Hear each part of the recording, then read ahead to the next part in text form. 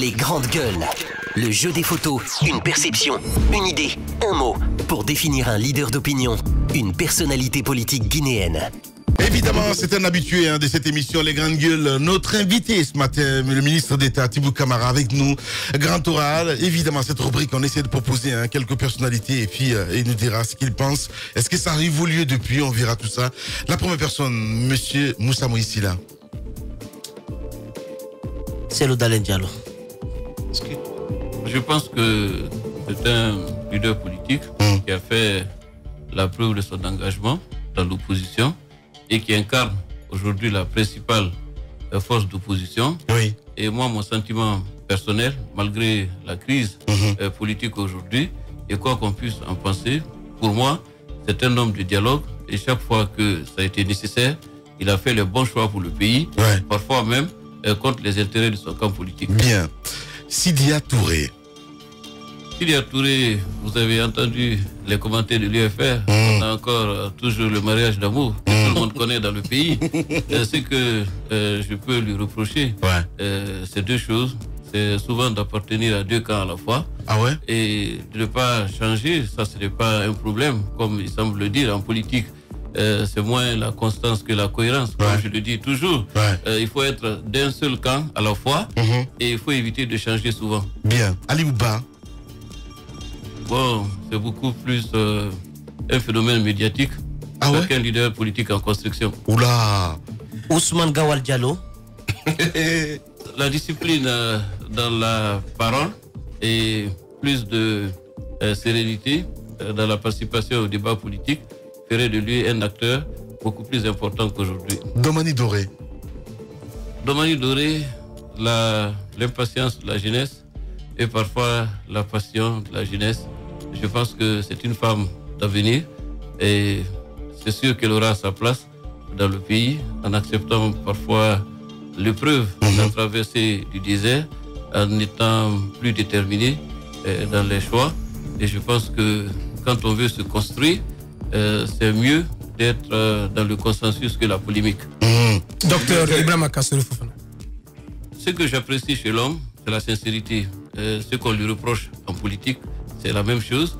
Je pense qu'il a le mérite de la clarté dans les choix et de la fermeté dans les décisions.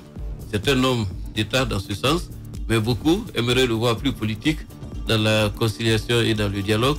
Il a fait le choix, pour l'instant, d'être un homme d'État à cheval sur les principes. Et je pense, pour le leader politique aussi qu'il a été dans le passé, il arrivera à concilier l'impératif politique avec les principes et les valeurs d'État. Bien. Alors deux en même temps, Alusseini Makanera Kake et Jean-Marc Tiliano. Je pense que ce sont des acteurs politiques qui s'expriment souvent, comme chacun l'entend. Mais moi, personnellement, puisque je n'ai pas l'habitude ni la culture de la langue de bois, souvent, je l'ai entendu parler, mais moi, il y a quelque chose qui est important pour moi, c'est d'avoir des repères dans le passé et de ne pas rendre l'avenir impossible quand on est dans le débat. Ouais. Tiliano. C'est valable? C'est valable. C'est important. Amara Sompari. Amara Sompari, c'est un jeune ministre. Oui, je sais. Qui a fait ses preuves. Oui. Et qui, je pense, Tu veux retoucher à la loi sur la dépénalisation de la liberté de la presse. Voilà. Bien. Dernier, c'est Akabari. Akabari, on l'a beaucoup entendu depuis son départ du gouvernement. Là aussi, il y a une fidélité que j'ai notée au chef d'État et une rupture avec le camp politique. C'est un peu ça le débat dans notre pays. Une chose et son contraire. Bien. Malado Kaba et Kiridi Bangoura. Bon, dans l'ordre, on commencera par d'accord. Ça fait plaisir encore, comme j'ai décidé de le faire ce matin. Malado Kaba, elle a été aux finances pendant un certain temps. C'est vrai qu'elle n'a pas toujours été comprise. C'est un peu aussi le tribut et la rançon de l'action publique. Mais je pense qu'elle n'a pas démérité. Et sans doute, avec les finances, elle n'est pas à son dernier poste. Bien. Le ministre d'État, Tibou Camara. Kirdi Bangoura, c'est une intelligence politique et qui connaît bien l'administration guinéenne. Qui fait beaucoup d'acrobaties Dans quel sens? Entre la primature et la présidence.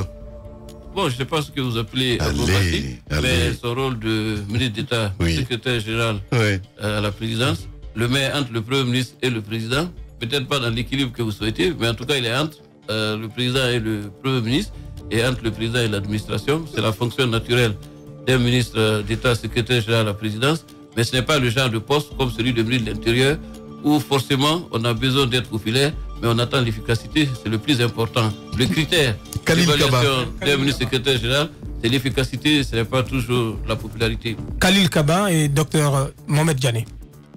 Dr Mohamed Diané, un homme qui, je peux même dire une force tranquille, très peu bavard, discret dans l'action et fidèle dans l'amitié et dans l'engagement politique, dans l'entourage aujourd'hui politique et administratif du président. C'est vraiment le gardien du temple, parce qu'il est non seulement témoin de son histoire, mais il est acteur de son régime. Bien.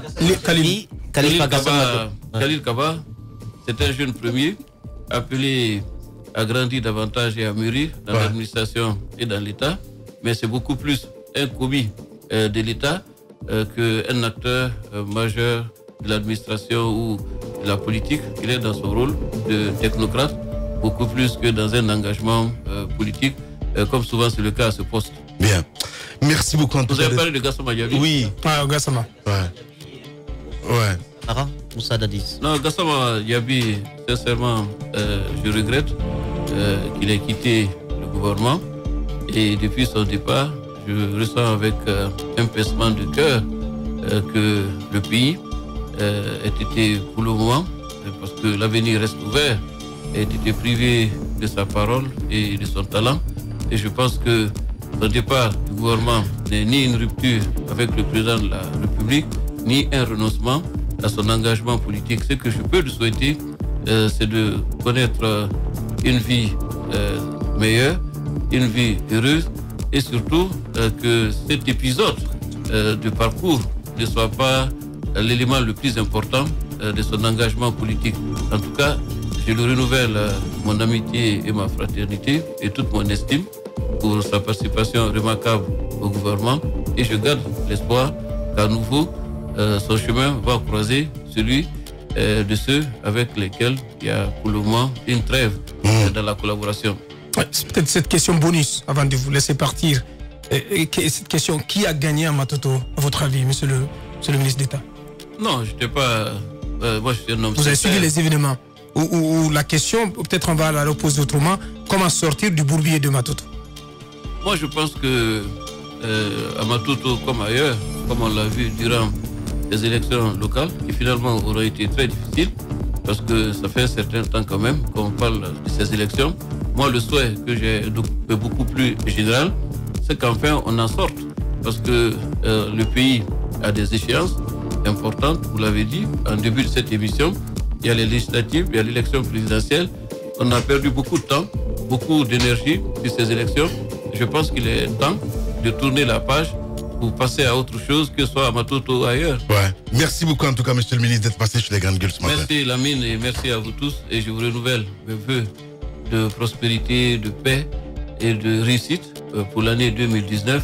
Et le pays est très fier de ce que vous accomplissez. Il n'y a que ceux qui marchent, qui ont de la poussière aux pieds. Continuez votre combat. Ça ne sera pas toujours facile, mais l'histoire vous donnera raison. Merci beaucoup.